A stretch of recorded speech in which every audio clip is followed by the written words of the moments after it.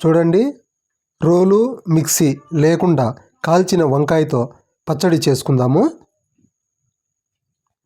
ముందుగా మనము స్టవ్ వెలిగించుకొని పుల్కా చేసుకునే ప్యాన్ ఉంటుంది కదండి, అది పెట్టేసుకుందాము. ఇప్పుడు దానిపైనే మనము వంకాయలు కాల్చేది. చూడండి, ఫ్రెష్ వంకాయలు తీసుకున్నాను 3. వాటికి ఆయిల్ అప్లై చేయాలండి. మనకు ఆయిల్ అప్లై చేస్తేనే మనకు పొట్టు అనేది ఊడొస్తుంది తొందరగా, మళ్ళీ మంచి టేస్ట్ కూడా ఉంటుంది. చూడండి, ఇలా 3 పెట్టేసుకొని మనం కాల్చుకుందాము. అలాగే వెల్లుల్లి కూడా కాల్చి మనము విడిపించుకోవడానికి వెల్లుల్లి కూడా పెట్టేసినాం. చూడండి ఎలా కాలుస్తున్నాము. చూడండి, ఇలా మనకు కాల్చుకోవాలి. ఇంకా నల్లగా కావాలి. చూడండి, ఇలా కావాలి మనకు. అప్పుడే మనకు బాగా మెత్తగా ఉంటాయి, మనకు మంచి టేస్ట్ వస్తుంది. అలాగే కొత్త వాళ్ళు ఎవరైనా మన ఛానల్ చూస్తుంటే తప్పకుండా లైక్ చేయండి, సబ్స్క్రైబ్ చేసుకోండి, కామెంట్ పెట్టండి ఎలా వచ్చిందనేసి. చూడండి, అవి పక్కకు పెట్టేసుకున్నాము.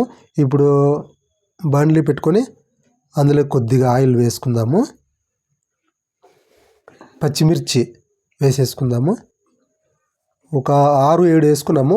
మీ టేస్ట్ బట్టి కారం కావాలనుకుంటే ఒక 7-8 కూడా వేసేసుకోవచ్చు. చూడండి, ఫ్రై అయిపోయినాయి. అలాగే కొద్దిగా జీలకర్ర కూడా వేసుకుందాము. అది కూడా అట్లా ఫ్రై చేసుకుంటే చాలు, ఎక్కువేం అవసరం లేదు. చూడండి, ఒక ప్లేట్లోకి తీసేసుకుందాము.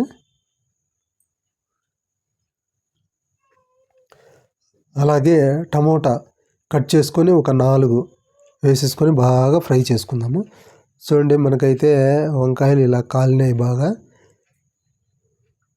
చూడండి, వెల్లుల్లి కూడా ఇలా నల్లగా ఉండాలి, అప్పుడే మనకు లోపల గుజ్జు అనేది ఉడికింటుంది అన్నమాట బాగా.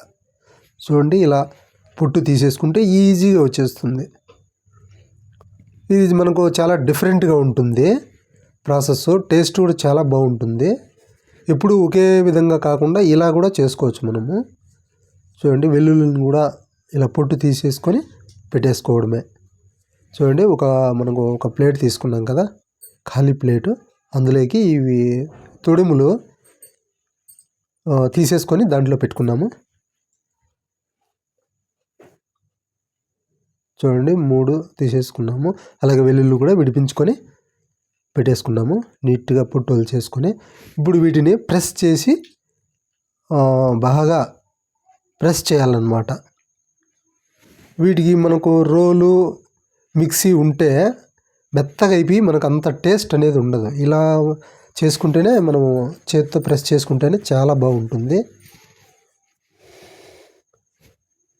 వీడియో అనేది చివరి వరకు చూడండి, మీకే తెలుస్తుంది ఈ ప్రాసెస్ ఎలా చేయాలి అనేది. చూడండి, మనకు జీలకర్ర అలాగే పచ్చిమిర్చి వేయించాం కదా, అది కూడా ప్రెస్ చేసేసుకుందాము. చూడండి, ఇలా ప్రెస్ చేసేసుకున్నాము. అలాగే కొద్దిగా సాల్ట్ తగినంత వేసేసుకుందాము. అది కూడా కలిపేసుకుందాము వీటిల్లో, టేస్ట్కు తగినంత అన్నమాట. చూడండి, ప్రెస్ చేస్తే అలా తయారైపోయింది. మనకు వేయించుకున్నాం కదా టమోటా, అది కూడా ఇందులోకి వేసేసుకుందాము. ఇది కూడా ప్రెస్ చేస్తూ మనము కలిపేసుకుందాము. చాలా బాగుంటుంది టేస్ట్. చూడండి, మనకి ఇలా తయారైపోయింది. కొద్దిగా చింతపండు గుజ్జును కూడా యాడ్ చేద్దాము, ఎందుకంటే కాస్త పుల్ల పుల్లగా ఉంటే ఆ కారానికి ఈ పులుపుకు చాలా బాగుంటుంది. అలాగే ఉల్లిపాయ ముక్కలు వేసుకున్నాము, అలాగే కొత్తిమీర. వావ్, చూస్తుంటేనే నాకే నోరు ఊరిపోతుంది. మంచి సంగటి ముద్దలేకి చాలా బాగుంటుంది. లేదంటే చపాతీలు ఒట్టివి చేసుకొని తినండి, ఆయిల్ వేసి కాదు, అప్పుడే మనకు మంచి టేస్ట్ అనేది వస్తుంది.